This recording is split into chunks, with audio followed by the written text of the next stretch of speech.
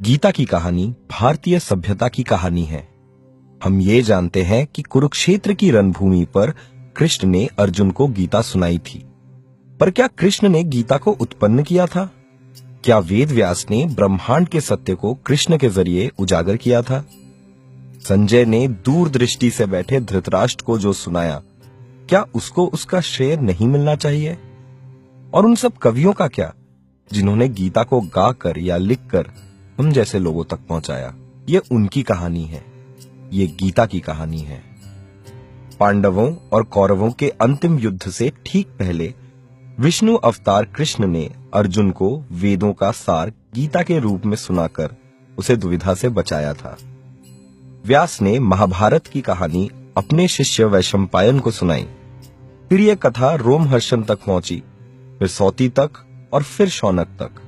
4000 वर्ष पहले आर्यावर्त के ऋषियों ने ऋग्वेद की रचना की। उन्होंने सूर्य, चंद्र और ग्रहों की वर्णना की। उन्होंने ब्रह्मांड की प्रशंसा की। कुछ शताब्दियों बाद यजुर्वेद में देवताओं की उपासना के उपाय बताए गए। उसके बाद उपनिषदों ने संपूर्ण ब्रह्मांड को एक मस्तिष्क के रूप में दिखाया। समय बीता और काफी वाद विवाद के बाद रामायण, महाभारत और पुराण ब्राह्मी लिपि में आम आदमी के पास आ गए।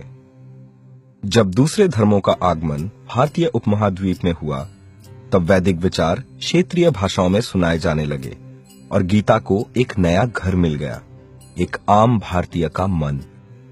जब यूरोपीय लोगों ने भारतीय संस्कृति को समझने की कोशिश की, तब उन्हें इस देश की कई प्रथाएं समझ में नहीं आईं। उन्होंने ये समझा कि कहीं ना कहीं एक धर्म ग्रंथ होगा जिसमें हिंदू धर्म का सार मिलेगा।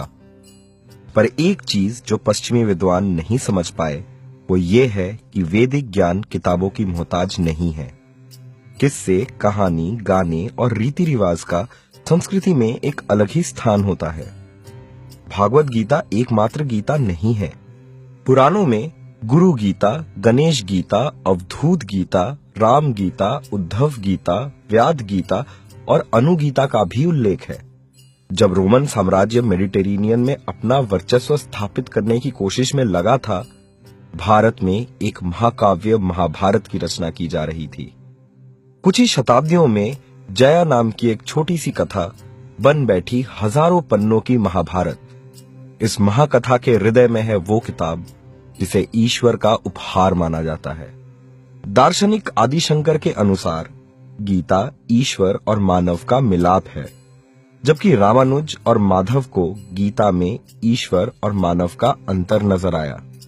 20वीं शताब्दी में गांधी, तिलक, अंबेडकर जैसे महानुभावों को भी गीता से अलग अलग सार मिले।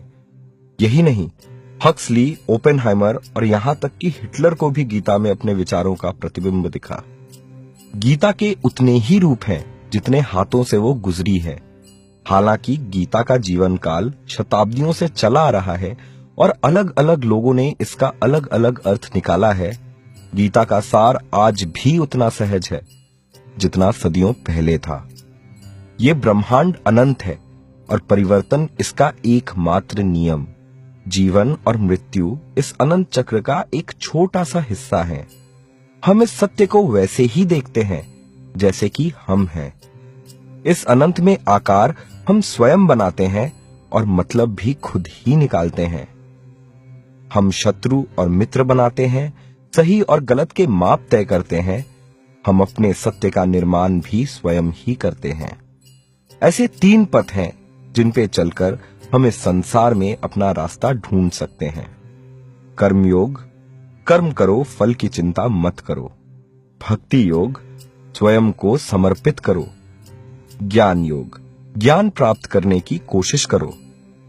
जब हमें दूसरों की समझ होती है तो ब्रह्मांड भी समझ में आने लगता है। यह विश्व हमेशा से ही ऐसा रहा है और ऐसा ही रहे।